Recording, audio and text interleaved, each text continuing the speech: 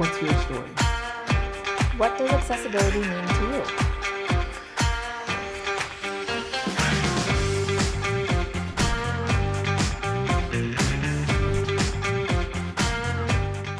Another episode of special edition of Inclusion Revolution Radio in collaboration with accessiBe Spotlight Session. The Berlin Local Organizing Committee, Inclusion Revolution Radio, and accessiBe will be highlighting the Special Olympics World Games in Berlin 2023. Guests will include athletes, coaches, volunteers, ambassadors, technical delegates involved in the Games. We believe it's important to showcase all of the amazing work that goes into World Games and how it serves as a catalyst for building a more inclusive world. My name is Josh Basil. I'm your co-host for today's show. I'm a C45 quadriplegic, paralyzed below my shoulders, and a power wheelchair user. I'm the community relations manager at accessiBe and a passionate disability rights advocate and trial attorney focused on breaking down barriers to access and inclusion for people with disabilities. I'm Noe Craven, your other co-host for today's show. I'm a proud Special Olympics athlete and employed for Special Olympics International. I play bocce, basketball, and about any other sport you can think of. I love Special Olympics and the work our organization does to promote friendship, respect, and of course, inclusion. Today we will be talking with Natalie Ullrich, Senior Manager of the Special Olympics Festival at the World Games. The festival will not only provide entertainment and cultural experiences for the city of Berlin, but it will also be an opportunity for local businesses and organizations to showcase their work on an inclusive stage. Thank you so much for joining us today, Natalie, and welcome to the Inclusion Revolution podcast. Hey, Natalie. Hi, Josh. Hi, Novi. Nice to meet you today for the podcast. Thanks for the introduction. As you said, I'm Natalie Ullrich, and I'm happy and glad to be here today and be your guest. Thank you for being with us. We're about to go into the questions now. Can you share more about your background as an event manager and what you want to transition working for the World Games without having prior experience with Special Olympics? Yeah, thanks, Novi, for the first question. I'm the Special Olympics Festival Senior Manager.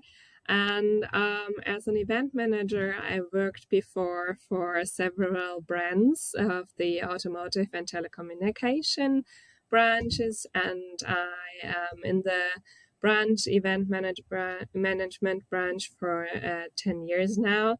But after 4 years in the same company, it was time for a change. And so I discovered the vacancy about 2 years ago for the Special Olympics Festival Management. And I saw a video on the website, and it was just amazing. And the emotions in the video were so catchy that I said, okay, it's just one chance to be part of the World Games local organizing committee of Special Olympics. And there's the one chance that the Games will be in Berlin, so my home city. And that's why I applied for the job. And yeah, I was just a little surprised, but also it was inspiring to see the Special Olympics community in Germany, which I didn't know before. Yeah, and so I got the job in the end, and I was very happy, and here we are. Congrats. I'm so glad you got the job. And can you tell us what to expect from this Special Olympics Festival, and what role will it have in creating a more inclusive culture and games, Berlin Games? Yeah, for sure. So the Special Olympics Festival 2023 in June, what to expect is their varied and colorful stage program itself on several venues and locations all over Berlin. So we are planning many join-in activities, exhibitor booths, a lot more to discover and to try out. So really an interactive festival, and there are going to be theater plays and performances you can visit. And in general, we want to create a space next to all the sports competitions, which are amazing. But we want to create a space for encounters next to the sport competitions. So that means that we invite everyone, the athletes, delegations, the general public also of the city, to get to know more about Special Olympics and the games. So we are looking forward to really an inclusive festival program, because we invite many inclusive groups and performers and bands, musicians. So that's what to expect in an overall picture. Thank you, Natalie. The festival will be taking place at multiple locations across Berlin. Where exactly will it be hosted, and why were these locations chosen? That's true. So we are going to have 4 pillars of the festival, you could say. So the first pillar is the festival at Neptune Fountain. It's in the city center of Berlin, underneath the famous TV tower of the city. The second pillar and festival venue is going to be the festival highlight events at Brandenburg Gate. They are taking place next to the most famous site, I would say, of Berlin. Then we are going to have the festival activities in the summer garden, the activities and the festivals connected to our major sports venue, the Messe Berlin. So we are going to have entertainment and booths next to the sports competitions, right in the center, actually. And then we are going to have the fourth pillar. It's the cultural program, and it takes place in many cultural institutions of Berlin, like theaters, museums, and many more, because we invited them to become part of our cultural program, and they are showing inclusive plays, performances, and their program is going to be inclusive while our games time, or during our games time. So those are the 4 pillars, kind of the overall Special Olympics festival we invite everyone to. And the reason why we've chosen mainly the city center venues, like the Neptune Fountain I mentioned, or the Brandenburg Gate, is because we want to catch people's awareness and bring the games right in the center of the city and in the center of the society and the public.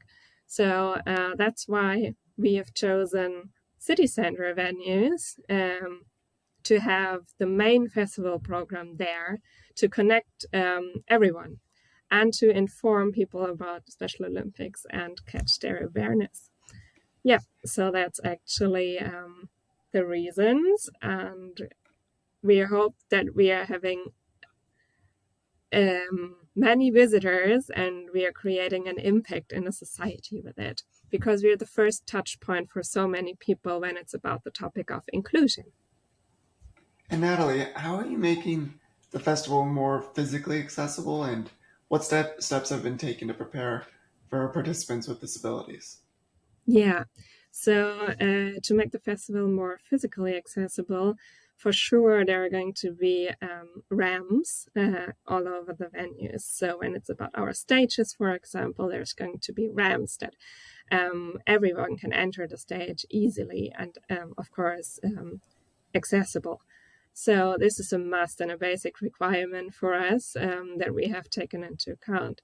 And the venues themselves, we offer lots of seating capacities for people to have a rest, that we really create a space where you can party, but also you can find a quiet space, for example, to calm down.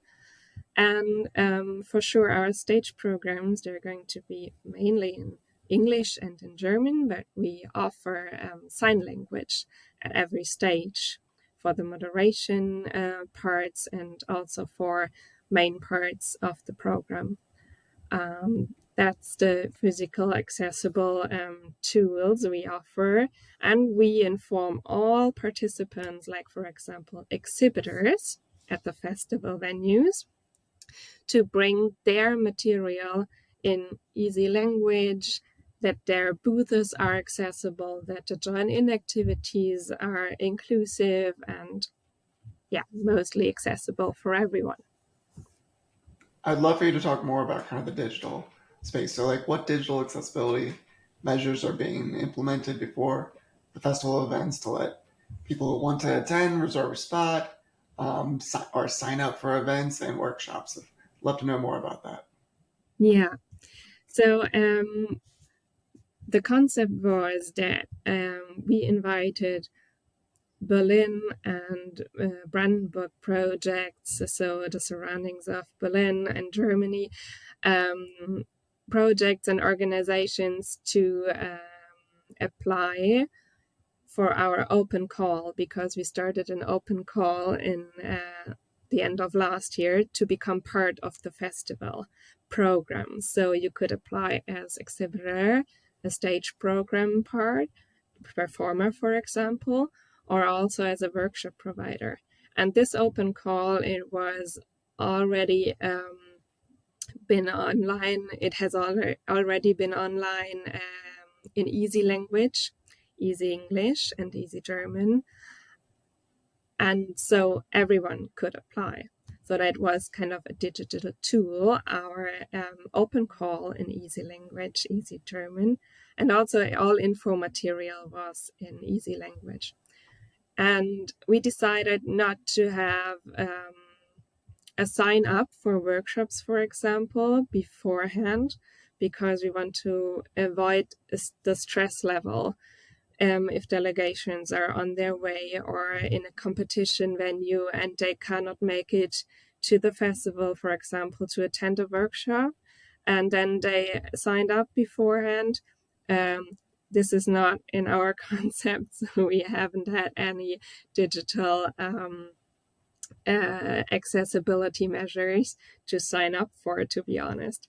But we empower and motivate our cultural partners, for example, theaters or museums, to implement accessible measures on a long-term view on their websites, for example. So we really want to start to motivate also cultural institutions and partners and the external stakeholders we have to implement also digital tools on their websites. Thank you Hope for this that. answers the question. Why is it important to welcome the community of Berlin by opening opportunities for residents to become volunteers or host workshops? Yeah, so with the festival, we want to connect different parts of the society, the sports part, the cultural part, and the social organizations. And I think maybe this is a unique chance to come together at a major sports event in Berlin, in the city, and to connect all those people to make a change. So it's actually the most important thing to invite those stakeholders is that on the one hand, they can showcase what they are already doing in terms of inclusion. But on the other side, we start the change in people's minds and also in organizations to become more inclusive and to really make a change. So that's why we invite all external exhibitors or organizations to host workshops, to connect and to bring their visitors and their target groups also together, that everyone can meet at the festival spaces. So this is why we want to create a legacy with the festival also, or we are kind of creating a legacy with it, because we want to empower and motivate organizations to become more inclusive and to make a change also after the games have happened in Berlin. So from July onwards, I would say. And Natalie, as you know, event management is all about creating the best event possible while simultaneously appealing to and attracting a large audience, yet diverse audience.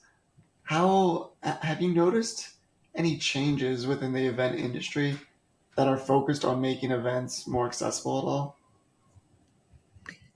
Or Yeah, I for would all? say, yeah. That's a difficult question, I would say. But over the last years, um, I mean, in the last 3 years, it was a little difficult to see changes because of Corona. We have not had any events in person actually for a long time, but that made a change to also have more hybrid events, for example, and people can access events more in a digital way now. So I saw this change, and also topics that have a social impact. They are more in the focus than, for example, 10, 12 years ago, I would say. So also what from my surrounding, what I see is that, for example, other festival organizers, they are now starting to make up their mind how to become more inclusive. They also, some of them reached out to us and were very interested in what are you doing, what measurements are you having in the festival planning already, and what are you doing to make your festival more inclusive in the implementation in the end. So that's what I see. People are interested in the topic, and also more accessibility was given by the last 3 years, I would say, from my perspective. Thank you. What are you looking forward to the most about the World Games? I love that people are coming to Berlin, and what we're planning for 2 years now is going to be real. So really, we are in contact with so many stakeholders, and I'm so looking forward to the moment where we meet each other on site. The delegations are coming to the city, to Berlin, to Germany, um, and I'm looking forward to the great moments we are going to have in front of the stages, also, of course, on the grandstands, on the fields of competition, and finally to have the feeling, okay, the World Games are here and it's now, yeah, going to be real. Awesome, awesome. And in few words, could you answer the question: what does accessibility and inclusion mean to you? Mm-hmm, for sure. Actually, inclusion means that for me personally, everyone is treated in the same way and everyone has the same chances. And this is connected to accessibility, because I think if information is accessible for everyone, or venues and so on, it's easier for people to become part of the normal kind of, normal is the wrong word, of the overall society and life. So everyone has a chance to become part wherever people want to become part of, and everyone is treated the same way, no matter what disability there is, or how people feel. That's kind of, in a few words, my description of inclusion and accessibility. Well, thank you so much. Thank you, Natalie, for joining today's episode of the Inclusion Revolution Radio Podcast and Spotlight Session collaboration. The Special Olympics Festival will be an incredible experience, to say the least. We're so excited to hear about all the amazing stories that will come out of it. Thank you so much, Natalie, and everyone else that's here, that's joined us to the end. You can learn more about accessiBe, the Inclusion Revolution Radio, and Special Olympics by subscribing on YouTube and following us on Instagram, Facebook, and LinkedIn. Find us using our handles at accessiBe_community and at Special Olympics. Thank you all for being on this journey with us, and we are looking forward to the next episode. Take care, everyone, and thank you, Natalie, again. Thank you too. It was a pleasure to be your guest.